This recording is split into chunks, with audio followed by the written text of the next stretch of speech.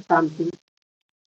कल मधुबन में बाप दादा मिलन पर जो मुरली चली, वो 15 दिसंबर 2006 की मुरली चल रही थी। तो उसमें बाप दादा ने मुख्य 3-4 बातों का विशेष अटेंशन दिलवाया। जैसे एक तो बाबा ने कहा कि बच्चे स्मृति स्वरूप बनो, सोच का स्वरूप नहीं बनो। सोचते बहुत हो लेकिन स्मृति कम रहती है। दूसरा बाबा ने कहा कि अनुभवी मूर्त बन करके अब औरों को अनुभव कराओ, क्योंकि सब अब देखकर सुनकर थक चुके हैं, अब कुछ अनुभव करना चाहते हैं। और बाबा ने एक बात और कही कि परिवर्तन शक्ति की अभी तक बच्चों में बहुत कमी है, इसलिए अब ऐसी शक्ति बढ़ाओ कि एक सेकेंड में तीव्र गति से पार कर पासविक ऑनर बन जाओ, क्योंकि ये लास्ट का समय है। और लास्ट का टाइम में अब सिर्फ 1 सेकेंड का पेपर आएगा, 1 मिनट का नहीं होगा, सेकेंड का पेपर होगा। और उसको पास करने के लिए अभी ही 1 सेकेंड का अभ्यास करो। तो बाबा ने सारे यही बताया कि स्मृति स्वरूप और अनुभवी मूर्त बन तीव्र गति से परिवर्तन कर पास विद ऑनर बनो। बाबा ने कहा, वैसे तो आप ब्राह्मण बच्चों का भाग अथाह है, बहुत बड़ी बड़ी प्राप्तियां हुई, लेकिन सबसे श्रेष्ठ प्राप्ति है परमात्म प्यार से पालना की। बाबा ने कहा, एक पालना। अब सारे कल्प में केवल आप बच्चों को ही और बड़े भी एक बार होगी है। सोचो तो क्या अपने मस्तक में भाग्य का एक सितारा चमकता हुआ देखते हो? बाबा ने कहा, अगर चमकता हुआ एक सितारा कभी ढीला होता है तो उसका एकमात्र कारण यही है कि आप स्मृति स्वरूप नहीं बनते हो, सिर्फ सोचते हो कि मैं आत्मा हूँ।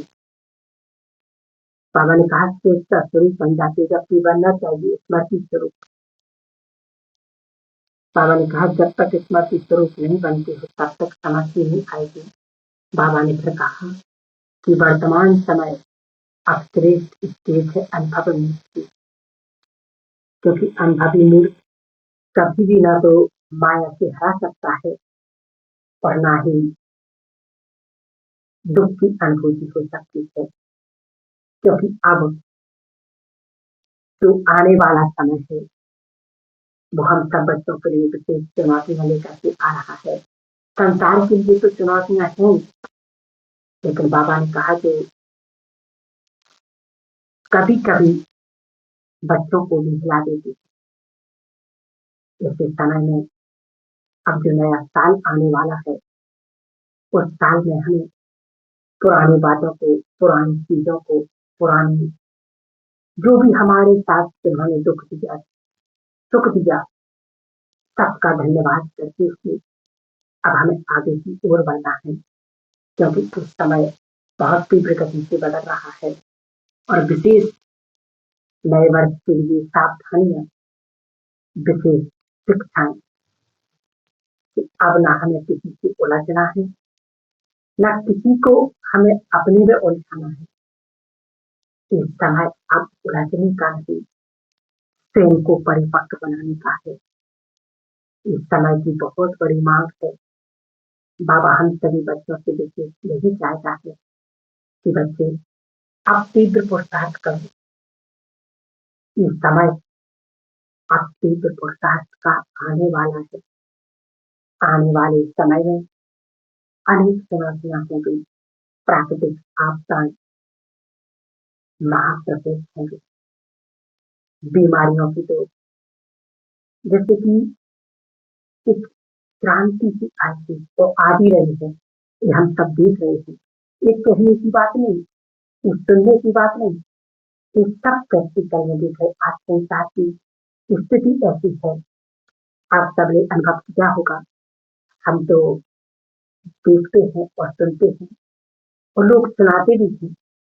जब आत्माओं के पास जाते हैं तो वो सुनाते कि ऐसी ऐसी बीमारियां जिनका डॉक्टरों को पता ही नहीं कि हो क्या, सारी रिपोर्टें नॉर्मल आ रही, परंतु व्यक्ति का दवाई का कोई असर नहीं हो रहा है।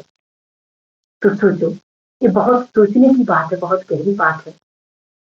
इस दुनिया में और कोई नहीं जानता, सिर्फ हम बच्चे जानते हैं कि ये क्यों ऐसा हो रहा है। कि पूरी रिपोर्ट नॉर्मल आ रही, दवाइयाँ काम नहीं कर रही हैं। तो इसका सीधा सिंपल सा उदाहरण है, सिद्धांत है कि वास्तव में अब हर आत्मा के कर्मों का हिसाब चुकता हो रहा है। एक एक आत्मा का कर्म अब जागृत हो रहा है, क्योंकि अंतिम समय चल रहा है। और इस अंतिम समय में यदि आत्मा अभी अपने कर्मों का हिसाब किताब चुकते नहीं करेंगी, तो फिर कब करेंगी? इसलिए ऐसी समस्याएं, ऐसी बीमारियां, ऐसा आज कोई व्यक्ति नहीं होगा, ऐसा कोई घर नहीं होगा जिस घर में व्यक्ति दवाइयाँ खा रहा हो, जिस घर में कोई व्यक्ति बीमार ना हो। किसी ना किसी को कोई ना कोई बीमारी, कोई ना कोई समस्या, कोई ना कोई परिस्थिति लगी हुई है। इसलिए बाबा हम सभी को विशेष सावधानियां दे रहे, सूचना दे रहे, अटेंशन दिलवा रहे कि बच्चे, अब जो आने वाला समय है, हमें वो पुरुषार्थ करना है कि अपने पुरुषार्थ से, परमात्मा की याद से, परमात्मा की ज्वाला स्वरूप ग्रहण से अपने शरीर को अनुभव करें कि बाबा की शक्तियाँ मेरे ऊपर पड़ रही हैं और मेरे शरीर की एक एक बीमारी नष्ट होती जा रही है। मेरा शरीर बिल्कुल संपूर्ण पवित्र कंचन काया बनता जा रहा है। और देखो कि बाबा की शक्तियाँ एक एक बीमारी को कैसे जलाकर राख कर रही है।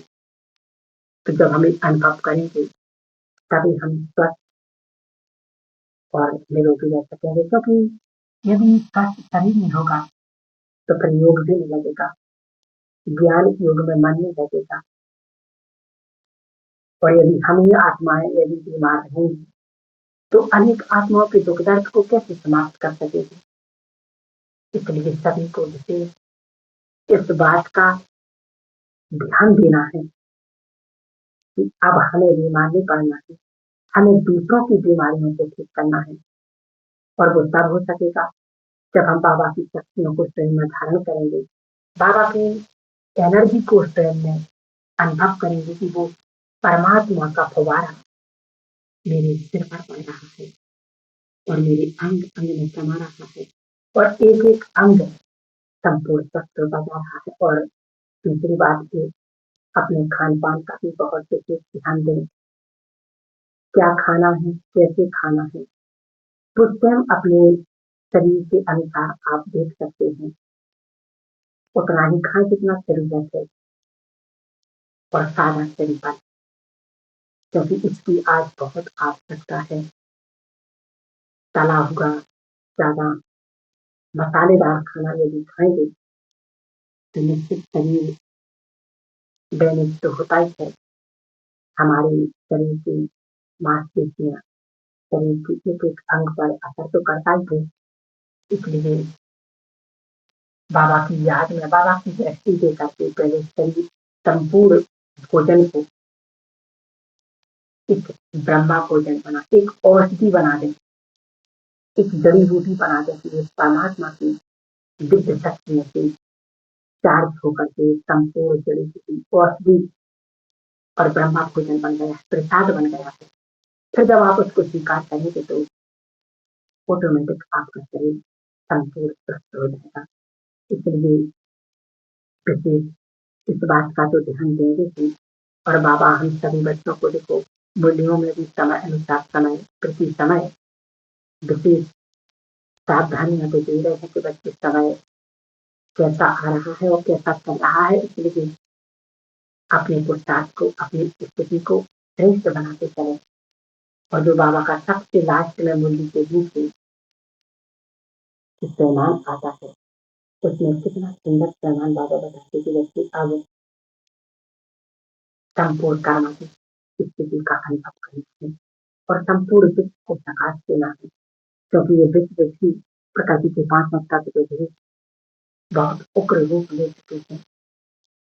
यदि उन्हें हम प्रकाश नहीं देंगे, तो फिर कौन देगा? यदि उनकी पुकार हम नहीं सुनेंगे, तो फिर कौन सुनेगा? बाबा हम बच्चों से इस प्रति पूछते हैं कि बच्चे, यदि तुम पूर्वज बन करके संसार को नहीं दोगे तो फिर कौन देगा। इसलिए इसे बात का ध्यान देंगे।